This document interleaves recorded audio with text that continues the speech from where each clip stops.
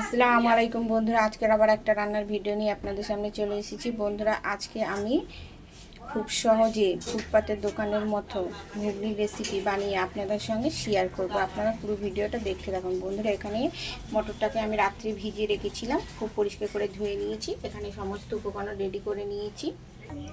মটরটাকে আমি লবণ হলুদ দিয়ে সিদ্ধ করতে দিয়েছি।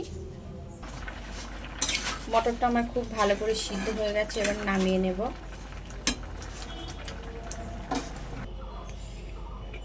কড়াটা আমার গরম হয়ে গেছে, সর্ষের তেল দিয়ে দেব। তেলটা আমার গরম হয়ে গেছে, ফোড়নে দিয়ে দেবো তেজপাতা, শুকনো লঙ্কা। ফোড়নটা আমার হয়ে গেছে, এবারে দিয়ে দেবো পেঁয়াজ কুচি।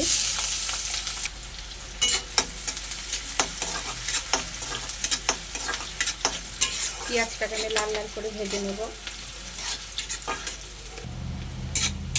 পেঁয়াজটা আমার লাল লাল করে ভাজা হয়ে গেছে, এবারে দিয়ে দেবো আদা রসুন বাটা। আদা রসুন বাটাটা আর পেঁয়াজটা আরেকটু ভাজা ভাজা করে নেবো, যাতে গন্ধটা না থাকে। পেঁয়াজটা আর আদা রসুনটা আমি ভালো করে ভেজে নিয়েছি, এবারে দিয়ে দেবো টমেটো কুচি আর দিয়ে দেবো ঝালের জন্য লঙ্কা কুচি। সব একসঙ্গে আরেকটু ভালো করে কষে নেব। সব কিছু একসঙ্গে খুব ভালো করে আমি কষে নিয়েছি। এবারে দিয়ে দেবো কিছু গুঁড়ো মশলা, হলুদ গুঁড়ো, লঙ্কা গুঁড়ো, জিরে গুঁড়ো, ধনে গুঁড়ো, কাশ্মীরি লঙ্কার গুঁড়ো আর ভাজা মশলা একসঙ্গে দিয়ে আমি ভালো করে কষে নেব। অল্প একটু জল দিয়ে মশলাটা আর একটু ভালো করে কষে নেব। দিয়ে দেবো অল্প একটু লবণ, যেটা আমি সিদ্ধ সময় ওই লবণ দিয়ে রেখেছিলাম, ওই আরেক অল্প করে একটু লবণ দেবো। মশলাটা আমার খুব ভালো করে কষানো হয়ে গেছে, মশলা থেকে তেল ছেড়ে দিয়েছে। এবার সিদ্ধ করে রাখা মটরের আলুটা দিয়ে দেব।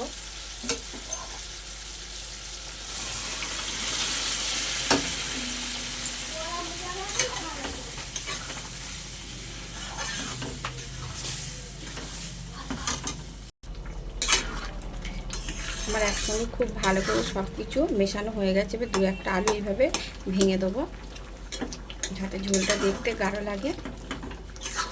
সামান্য পরিমাণে অল্প করে একটু জল দিয়ে দেবো।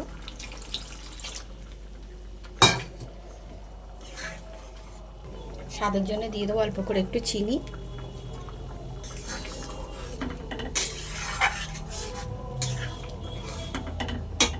থেকে অল্প করে একটু ধনেপাতা কুচি ছড়িয়ে দেবো।